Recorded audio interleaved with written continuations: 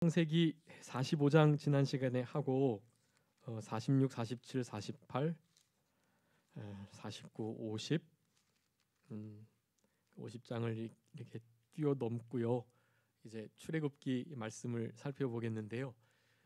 지난 시간에 우리 야곱과 야곱의 10명의 형제들이 우리 요셉을 만나는 장면이 있었습니다. 하나님께서 섭리하셨다. 운이 좋아서 운이 없어서 그리 된 게 아니라 하나님이 다 협력, 보존, 통치하시는 그 섭리의 역사로 그렇게 우리 요셉을 미리 앞서서 보내신 것이다. 우리 요셉은 그것을 너무나 분명히 깨달았고 당신들이 나를 애굽에 팔긴 했지만 사실은 그 일을 이루시고 주도하신 분이 당신들이 아니라 하나님이시다. 나를 앞서 보내셔서 야곱의 가족들을 그리고 애굽의 그 근동의 여러 민족들을 7년의 큰 흉년 속에서 살려내도록 하시기 위한 하나님의 은혜로우신 섭리였다라는 것을 고백하는 장면을 우리가 살펴봤습니다. 하나님의 섭리하심을 인정하는 자들은 자신에게 얼마나 해코지했던 원수와 같은 이들도 다 용서할 수 있다. 사랑하고 용납하고 관용해주고 받아주고 허물을 덮어주고 그래서 정말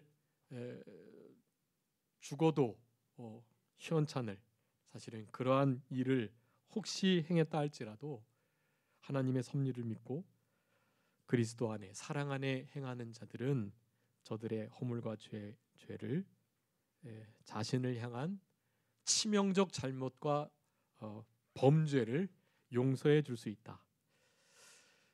우리의 심령 속에 이 용서의 역사가 있을 때 여러분 진짜 진리가 자유케 하신다는 우리 하나님의 우리 주 예수님의 말씀을 아마 전 인격으로 이해하실 수 있을 것입니다. 그 장면을 끝으로 이제 창세기를 마무리하고요. 이제 그 뒤에 사건은 이제 함께 살아가면서 그 흉년을 잘 은혜로 지내고 결국에는 요셉도 죽게 되는 장면으로 끝나게 됩니다.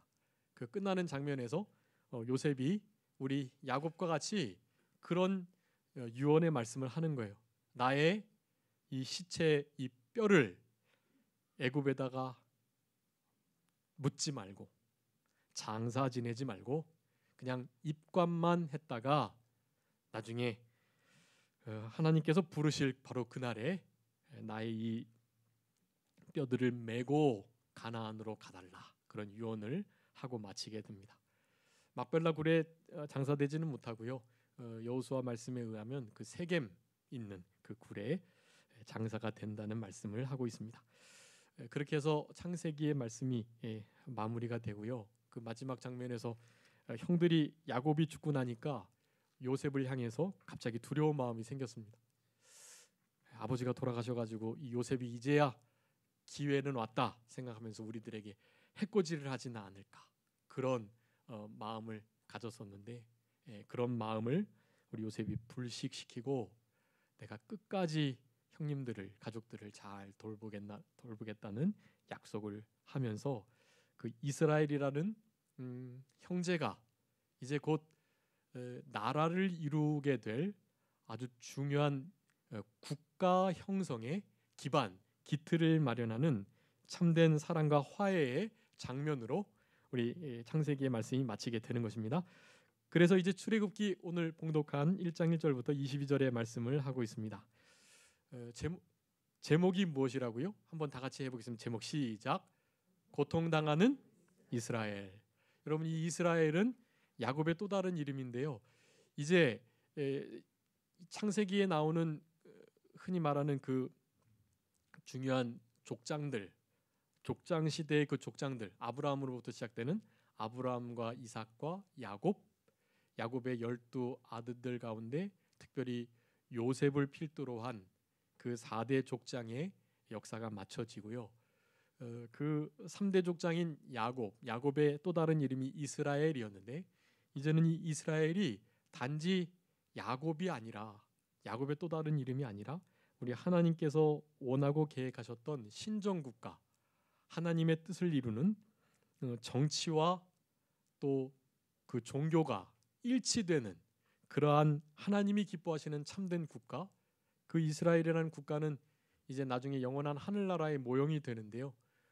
지금 우리나라도 이제 재정이 종교와 또 정치가 분리된 정교 분리의 원칙을 따르는 그런 모습으로 살아가고 있는데요. 그 지난번에 말씀드렸던 것처럼 그 정교 분리는 교회에서 당연히 교회에서 무슨 정치 활동 운동하는 것은 안 되지만 교회가 그 정치를 주관할 수 있도록 바른 정신, 하나님의 원하시고 기뻐하시는 뜻을 정치하는 이들에게도 잘 드러낼 수 있는, 왜냐하면 우리 이 기독교가, 그러니까 하나님의 나라가 결국 온 우주 만물을 지배할 그러한 머리이기 때문에요. 믿는 분들 중에 그런 것을 인정 안 하시는 분이 계시더라고요. 제가 산에 가가지고 이런저런 얘기를 하면서 이런 얘기를 나눴는데 자기 그 교회의 성도님들 중에서 그런 것도 말하지 말아라 이런 식으로 말하는 분이 계시대요. 성경에 있는 말도 못하게끔 우리 성도님들 중에 그런 분이 계시는 것 같아요. 그 참 문제가 많은 것인데, 이 나라는 계시록 11장 15절에 분명히 드러나 있어요. 일곱째 나팔이 울려질 때 이 나라가 그리스도의 나라가 되는 거예요. 일곱째 나팔이라는 것은 여덟째 그러니까 세 번째 대접 재앙, 그 재앙이 시작되는 바로 그 나팔이거든요. 그때 우리는 공중 재림하게 되는 것이고, 이 땅에 일곱 대접 재앙이 임하면서 이 나라가 우리 하나님께서 원하시는 깨끗한 정결한 그런 그리스도의 나라가 되기 위한 사전 준비를 하시는 모든 역사들이 그렇게 다 기록되어 있는 것이, 우리가 실제로 우주를, 이 나라를 다 다스리게 될 자들입니다. 여러분 그것을 인정하셔야 돼요. 하나님이 왕이시고 우리도 왕자들이기 때문에 이 나라를 우리가 다스려야 되는 거예요. 그래서 우리의 생활, 우리의 가정, 교회, 그리고 직장, 우리가 속한 공동체는 그 그리스도의 모형이 되도록 힘을 쓰셔야 돼요. 그리스도의 나라는 인자와 공의로, 사랑으로, 그리고 진리의 말씀으로 기초가 된 그런 나라인 것입니다. 진리를 바로 세우고 진리를 세워 나갈 뿐만 아니라, 즉 정의와 공의를 행할 뿐만 아니라 인자, 즉 사랑으로 모든 일들을 해야 하는 것이에요. 여러분 그런 본을 여러분이 계신 어느 곳에서든지 하셔야만 하는 것입니다. 그런 마음가짐, 즉 나라를 다스리게 될 그런 통치자적, 우리가 다 세상을 재판할 우리들인데요. 그런 마음을 가지시고 좀 거시적인 안목을 가지고 살아가셔야만 하는 것입니다. 이스라엘 백성들이 그냥 야곱의 가족들 정도가 아니라요, 나라와 종교, 나라와 하나님을 예배하는 그 일이 그냥 동일한 공동체, 그 공동체인 것입니다. 여러분 그런 공동체가 이제 곧 이루어지게 될 것이에요. 예수님이 재림하시면 여러분 그런 역사가 나타나게 되는 것입니다. 지금 이제 말세의 때에 고통하는 일이 이르게 될, 지금 진짜 말세지 말을 살아가고 있는데요. 이제 곧 이루어지게 될 것입니다. 우리 준비하셔야 돼요. 내가 왕 노릇할 수 있도록 참으면 인내함으로 왕 노릇하게 되는 것이고요. 또 우리 예수님을 닮은 것만큼 주님이 주시는 지혜와 총명으로 실제로 다스리는 역할을 잘 감당하는 것입니다. 당연히 다스리심의 그 다스림의 권위는 어떤 권력이 아닙니다. 우리 예수님의 보여주신 그 권위, 그것은 바로 섬김의 도, 자신의 목숨까지도 내어주시는 바로 그 도, 섬김의 도로 모든 일들을 그렇게 다스려 나가는 거예요. 우리 문화 비유를 통해서 5고울 10고울 받는다고 했는데, 고울 권세 자기가 권세 부리고 높은 자리에 앉아서 지금 세상 위정자들처럼 그렇게 하는 것이 아닙니다. 하늘나라의 권세는 섬김의 권세다. 섬기는 것만큼 많은 고울을 차지하게 되는 것이고, 그 많은 고울을 주님 닮은 섬김의 모습으로 섬겨나가면서 권위 있게 다스려 나가는 것, 그런 것이 이제 우리가 이루고 바라게 될 바로 그 나라가 된다라는 것을 여러분 기억하시면서 오늘 본문의 이 창세기에서 출애굽기로 넘어오면서 가장 중요한 점입니다. 그저 한 가족의 일원들이 아니라 이제는 하나님의 나라 신정 국가로서의 이스라엘. 근데 그 이스라엘을 이룰 때 무슨 이스라엘이라고요? 제목이요? 고통당하는 이스라엘. 오늘 본문 오전에도 말씀드렸지만 이스라엘 즉 하나님의 나라다운 나라가 되기 위해서는 뭐가 필요하다? 고통이 필요하다라는 것을 이러한 제목을 통해서도 창세기와 출애굽기로 넘어가는 이 1장에서의 이 말씀 속에서도 우리들에게 명확하게 보여주고 계십니다. 여러분 하나님의 나라를 이루는 백성들, 그 백성들이 나라답고 백성다워지기 위해서는요.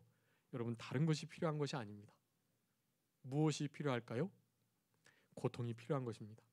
여러분 고통이 있어야만 이 땅에 애굽 땅에 소망 두지 않고 어디다가 소망 둘 거니까요? 가나안 땅에 소망 두니까요.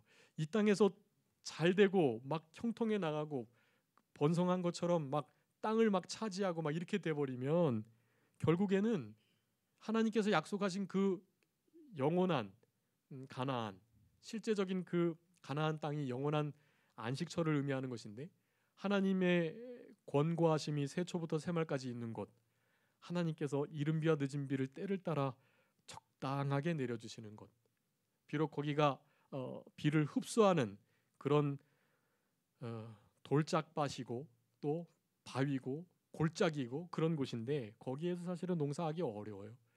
그런데도 거기를 적과 꿀이 흐르는 땅이라고 말하는 것은 우리 하나님의 그 권고하심 때문에 그런 것입니다. 그런 권고하심의 역사로 말미암아서 하나님의 나라가 제대로 잘 이루어지게 되는 것인데요.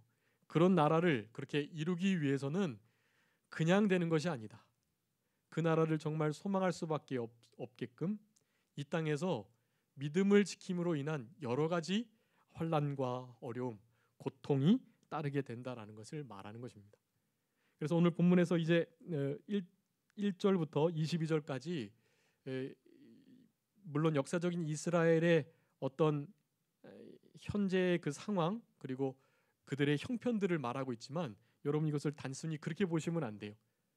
하나님의 나라가 제대로 이루어지기 위하여서 하나님께서 직접적으로 사용하시는 그 도구들 그리고 그 과정들인 것을 우리는 살펴봐야만 하는 것입니다. 야곱이라는 한 개인이 낳은 12자녀가 국가가 형성되기 위하여 반드시 거쳐야 할 사전 작업, 그것이 바로 고통 중에 있는 그들, 그 고통 속에서 좀 불순물이 제거되고 자기 자신이 좀 빠져나가고 자기를 사랑하는 거, 돈을 사랑하고 쾌락을 사랑하고 영광을 사랑하고 또 그렇게 어두움의 것을 좀 좋아했던 그런 모든 면들을 벗어버리게 하시기 위하여 고통을 주고 계시다. 그 고통의 다 역할들이에요. 그것이 제가 자주 인용하는 말씀이지만 히브리서 5장에 있는 것처럼 우리 예수님도 하나님의 아들이시지만 어떻게 하셨다고요? 고난을 받아 순종함을 배워 온전함에 이르셨다. 여러분 이 과정을 하물며 주님도 그 과정을 통과하셨는데 우리는 당연히 그 과정을 통과해야만 하는 것입니다. 고통이 당연히 있을 수밖에 없고 우리 흔히 성장통이라고 하잖아요. 자라기 위해서는 좀 성숙해지기 위해서는 반드시 고통이 따를 수밖에 없는 것입니다. 그런 고통을 당하는 이스라엘 백성들의 모습을 오늘 본문에서 우리들에게 교훈해 주고 계십니다. 1절부터 16절까지 1절부터 16절까지는 이스라엘 자손이 번성을 할 때 바로가 두려워가지고 고욕을 시켜가지고 히브리 산파에게 여인들이 날 때 그를 죽이라는 명령을 하는 그런 장면이 16절까지 나와 있었고요. 17절부터 21절까지는 그 명령을 받은 그 산파가 왕의 명령보다는 누구를 더 두려워하고요? 하나님을 더 경외하고 두려워하는 신앙을 가지고 왕의 명령을 거역했다.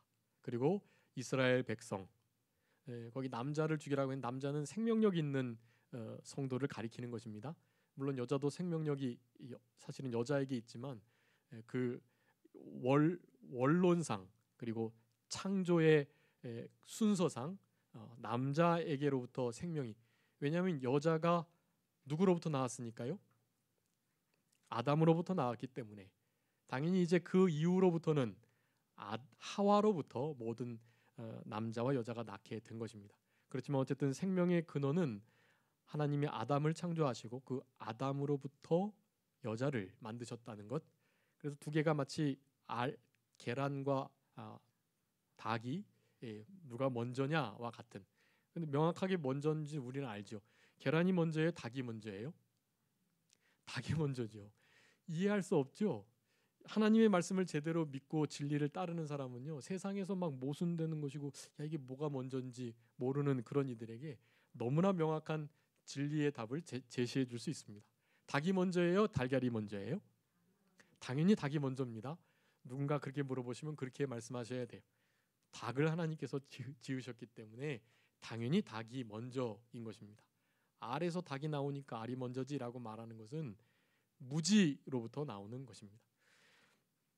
그래서 산파들은 하나님을 경외하는 마음으로 왕의 명령을 어기고 그렇게 생명력 있는 남자아이를 살려내었다. 여러분 아주 중요한 삶의 태도입니다. 그리고 세 번째 마지막 22절에서는 하수에 던지라는 더 큰 고통이 있게 되는 그런 상황을 말하면서 21장을 마치고 있습니다. 이 고통이 사실은 계속되는 것을, 또 그 고통의 강도가 더 심해질 것을 말씀하는 것이고, 그런 모든 고통의 과정으로부터 바로 우리 하나님께서 이들을 사랑해서 모세를 통하여 애굽에서 나오게 되는, 즉 출애굽하는 역사를 이제 그리고 있게 될 것을 오늘 본문의 말씀이 우리들에게 교훈해주고 계시는 것입니다. 자, 그래서 오늘 본문의 말씀을 통해서 중요한 적용점들 몇 가지가 있습니다. 일단 먼저 그 1절부터 7절까지 요셉을 뺀 나머지 야곱의 아들들, 자녀들에 대해서 그렇게 기록하고 있는데요. 여러분 이들을 왜 이렇게 기록하고 있느냐?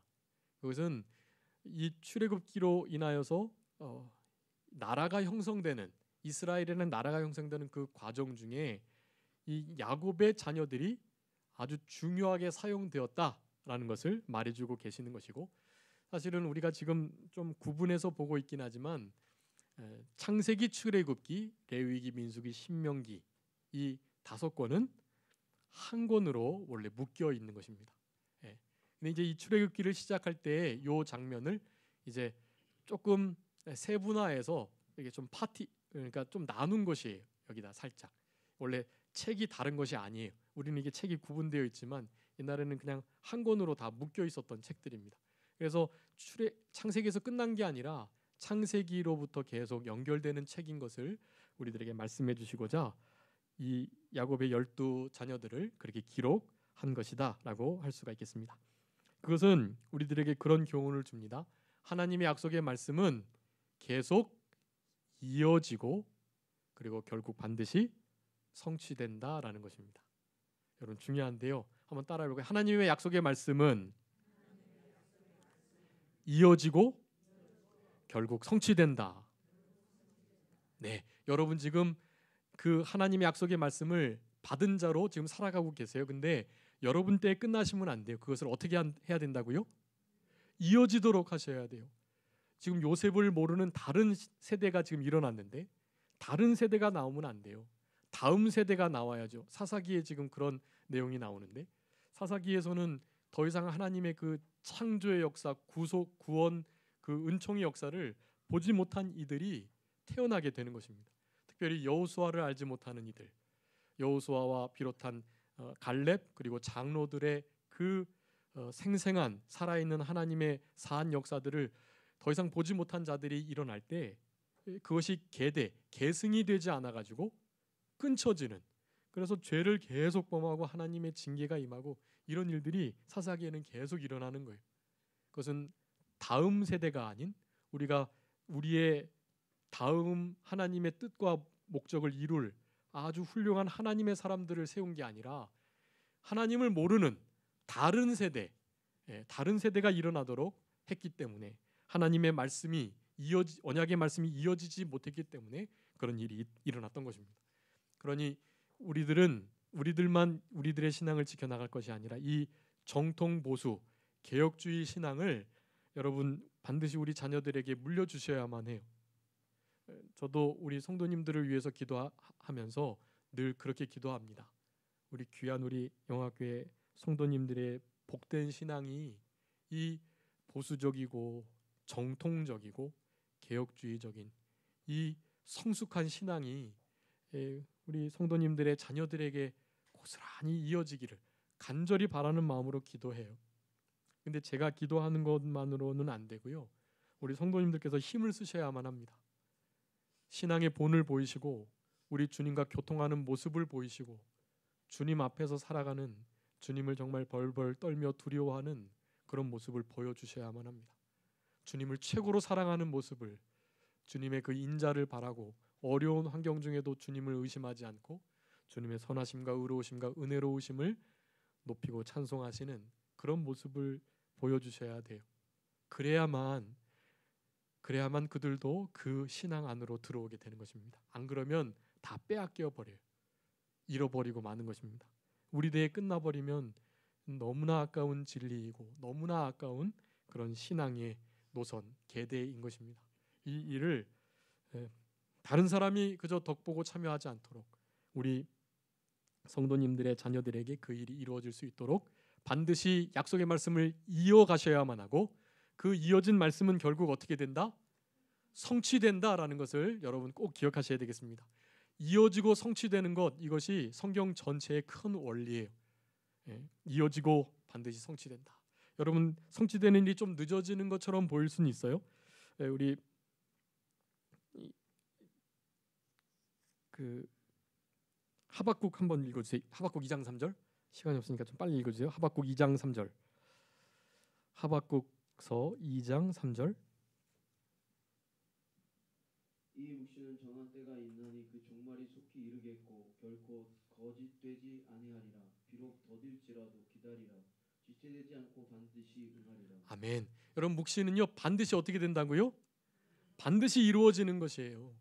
지체되지도 더디게 보여지기는 하지만 결코 지체되지 않는다. 지체라는 것은 하나님의 뜻이 여기였는데 그걸 넘어가지고 이렇게 마치 이루어지지 않을 것처럼 그렇게 되지 않는다는 거예요. 결코 지체되지 않고요. 하나님의 시간의 그 역사 속에서 반드시 지체하지 않고 우리 인간의 생각으로는 좀 더디게 보일지라도 정확하게 지체되지 않고 정시에 모든 말씀은 반드시 이루어진다. 그 때가 있는 것이 우리는 그 때를 기다리는 그 인내의 삶이 또한 신앙이라고 할 수가 있겠습니다. 여러분 이러한 약속의 말씀을 이어가고 그리고 그것을 성취될 것을 믿고 바라는 이 신앙, 여러분 이 신앙이 우리 주님을 경외함에 있어 아주 중요한 요소입니다. 하나님이 신실하고 진실하셔서 약속하신 것은 한 번 이루기로 약속하신 것은 결코 변개치 않으신다. 그럼 그 말씀도 있죠? 한번 읽어주세요. 민수기 23장 19절. 민수기 23장 19절입니다.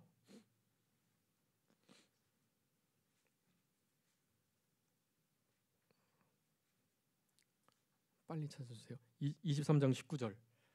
하나님은 사람이 아니시니 거짓말을 하지 않으시고 인생이 아니시니 후회가 없으시도다. 어찌 그 말씀하신 바를 행하지 아니시며 하신 말씀을 실행하지 않으시랴. 아멘. 하나님께서는 반드시 실행하신다. 사람이 아니고 인생이 아니시기 때문에 반드시 이루세요. 여러분 이 하나님을 의심하지 않으셔야 합니다. 꼭 더디게 보일 때가 있어요. 그럴지라도 반드시 이루어진다. 여러분 이 약속의 말씀은 언제적 하셨던 것입니까? 이스라엘 백성들이 이 애굽 땅에서 번성케 된다는 것을 창세기 15장에서 하셨던 거예요. 횃불 언약. 너희들의 후손들이 이방 나라에 가가지고 400년 동안 그들의 다스림을 받겠다. 그들이 너희들을 고통스럽게 할 것이다. 그렇지만 4대 만에 나오게 될 것이다 라는 그 약속의 말씀이 이루어지는 것이 거기서 번성케 될 것, 창대케 될 것, 그것을 말씀하셨고, 아브라함, 이삭, 야곱 당연히 다 그와 같이 하늘의 별, 땅의 티끌, 바다의 모래와 같이 많아지게 해주실 것이라는 약속을 이루고 계시는 것입니다. 이미 400년 전에 하셨던 그 아브라함에게 하셨던 말씀인데 그 말씀을 이루고 계시는 것이, 그 말씀을 결국 성취하실 것입니다. 여러분, 성취되지 않은 말씀이 하나 있는데 무슨 말씀입니까? 예수님의 재림입니다. 여러분, 예수님이 이제 곧 오실 거예요. 목사님 말씀은 저렇게 하시지만 언제 오실지 몰라. 지금 2000년이나 흘렀는데 뭐 언제 또 한 1000여 년 흐른 다음에 또 어떻게 그럴지 모르지 하고 생각하실 수 있겠는데요. 여러분, 진짜로 이제 예수님 오실 때가 가까워졌습니다. 그 종말 시계라고 아시죠? 12시 예수님이 오시는 종말이 되는 것인데 지금 몇 시쯤이라고요? 11시 55분이에요? 그 어떤 시계가 오죠? 지금 벌써 지금 57분 넘은 지가 언젠데요. 57분이에요. 지금 57분. 어떤 분은 58분이라고 말합니다. 58분. 여러분, 진짜 가까운 거예요. 55분만 해도 좀 5분이나 남았으니까. 근데 55분 아니고요. 지금 57분쯤, 8분쯤 됐습니다. 여러분, 그런 마음으로 살아가는 것이 우리 신앙에 유익하고 또 우리 주님의 재림을 소망하는 자다운 그런 모습이다라고 할 수가 있겠습니다. 하나님의 약속은 반드시 이어가야 하고 그것은 성취된다, 반드시 이루어진다라는 거 여러분 꼭 기억하시고, 두 번째로 하나님께서 그 약속의 말씀을 성취하실 때는요, 누구를 사용하시겠습니까? 하나님을 경외하는 자를 사용하십니다. 오늘 그렇게 억압을 하는데도 히브리 여인들이 아이를 낳을 때 그 산파로 하여금 다 죽이겠는데도 그 산파가 그렇게 하지 않는 거예요. 하나님의 역사를 이루는 일에 그 산파가 사용된 것입니다. 21절에 그 산파들이 하나님을 경외했다라는 말로 그 산파의 신앙을 설명하고 있습니다. 여러분, 하나님을 경외하는 자를 하나님이 그 약속 말씀 성취에 사용하시고요, 그런 이들에게 하나님 복 주십니다. 여러분, 경외의 신앙을 오늘 본문에서 우리들에게 말씀하고 계시는 거예요. 여러분, 제가 경외에 대해서 많이 말씀드렸는데 경외 세 가지 의미 있다고 그랬습니다. 무슨 의미 있다고 그랬습니까? 첫 번째는요, 하나님을 최고로 사랑하는 거. 두 번째는요, 하나님을 가장 두려워하는 거. 세 번째는요, 하나님의 인자하심을 바라는 거. 그 시편 33편 18절에 있다고 말씀드렸습니다. 여러분, 경외의 세 가지 중요한 요소예요. 이 요소를 꼭 가지시고 하나님을 경외하셔야만 합니다. 여러분, 경외하는 자들을 하나님은 약속 말씀 성취에 사용하시고, 여러분 그런 이들을 정말로 복 주세요. 많이 있지만 하나만 읽어보겠습니다. 시편 31편 19절입니다. 시편 31편 19절.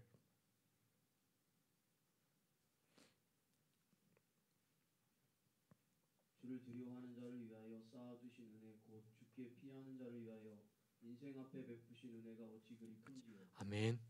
여러분, 주를 두려워하는 자를 위하여 쌓아두신 은혜. 두려워하는 자, 경외하는 자를 가리킵니다. 경외하는 자들을 위해서 하나님께서 은혜를 어떻게 하셨다고요? 쌓아두셨대요. 쌓아두셨다고요.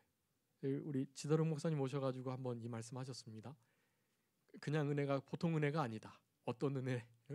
어떤 은혜? 이러면서 지더령 목사님 그러셨는데, 어떤 은혜요? 쌓아두신 은혜. 그건 그냥 보통 은혜가 아니고요, 우리가 측량할 수 없고 그 쌓아두신 높이를 헤아릴 수 없는 그런 은혜입니다. 여러분, 이런 은혜를 받으셔야 되잖아요. 하나님을 경외하는 데로부터 이런 은혜가 임하게 되는 것입니다. 주께 피하는 자 역시 그 은혜와 사랑에 감사하면서 하나님의 사랑과 진실하심, 인자를 바라면서 그분께 피하는 거예요. 내 보험, 자녀, 돈, 명예, 내가 가지고 있는 것, 건강 의지하면서 어려움을 이기려고 하는 것이 아니라 주께 피하는 자, 하나님께서 그들을 위해서 예비해 주신 은혜가 얼마나 큰지 모른다라고 말씀하는 것입니다. 여러분, 하나님을 두려워할 때 어떻게 두려워해야 되겠습니까? 누가복음 12장 한번 읽어주세요. 12장 5절. 누가복음 12장 5절. 하나님을 두려워하지 않으면 다른 것을 두려워하게 되어 있어요. 마땅히 두려워할 자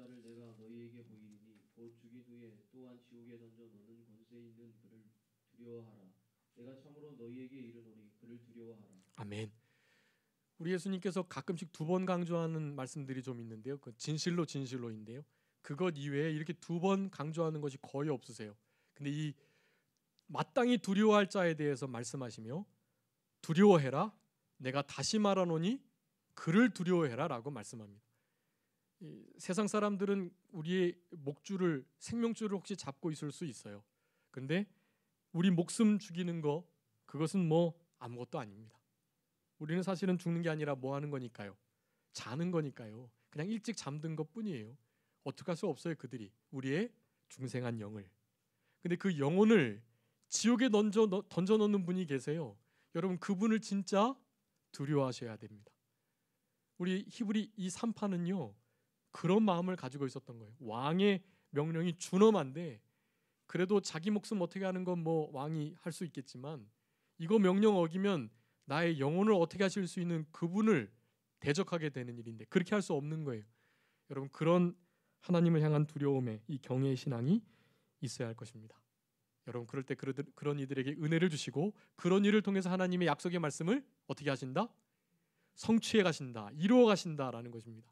특별히 우리 자녀들도 그 성취 가운데 참여하도록 자녀들에게 그 약속의 말씀을 이어가시면서 하나님을 경외하는 신앙으로 그렇게 실제로 하나님의 약속의 말씀에 참여하는 그래서 약속 말씀의 성취를 맛보는 그런 우리들의 삶이 되어야 하는 것입니다.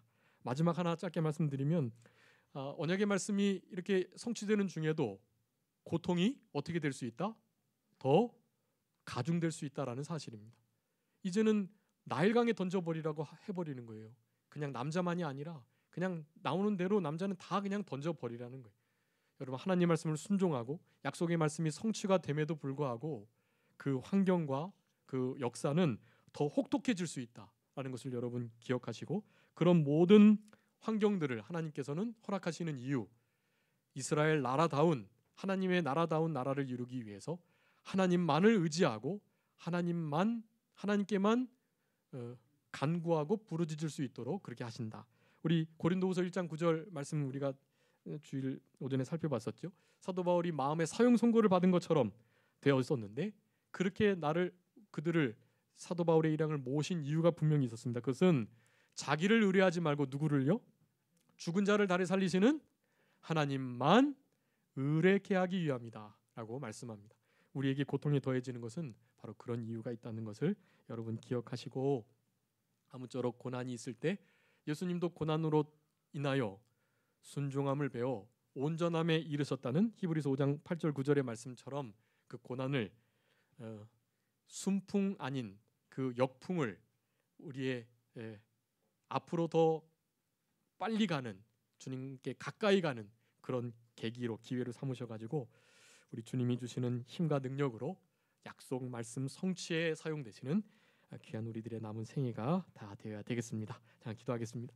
살아계신 우리 아버지 하나님 감사합니다. 우리들에게 창세기에 이어 출애굽기의 말씀을 통하여 이제 야곱의 12 아들들이 아닌 이스라엘 나라의 12 지파로서의 귀한 민족의 형성 과정을 이루는 복된 출애굽기의 1장의 장면을 우리들에게 교훈해 주신 은혜를 진심으로 감사합니다. 하나님 이 말씀을 통해서 약속의 말씀은 반드시 이어져야 될 것과 그것이 결국 성취될 것을 언제나 기억하는 삶이 중요하다는 것을 우리들에게 교훈해 주시며 그 약속 말씀을 성취하는 일에 하나님을 경외하는 자들을 사용하신다는 것을 기억하면서 하나님께서 하나님을 경외하는 자들에게 주시는 은혜와 복을 다 받아 누리면서 우리 주님을 가장 두려워하고 가장 사랑하며 주님의 인자하심을 간절히 바라여 주께 피하는 그래서 그러한 자들에게 주시는 쌓아두신 은혜 그 은혜가 어찌 그리 큰지에 대한 신앙 고백을 하며 하나님께 영광 돌릴 수 있는 우리의 남은 생애가 되게 하여 주시옵소서. 고난이 심해질 때 하나님을 더욱더 의지하라는 하나님의 뜻인 줄 알고 주님만을 전적으로 신뢰하는 우리의 남은 생애 되게 해주시기를 간절히 바라옵고 감사하오며 예수 그리스도의 이름으로 기도 올리옵나이다. 아멘.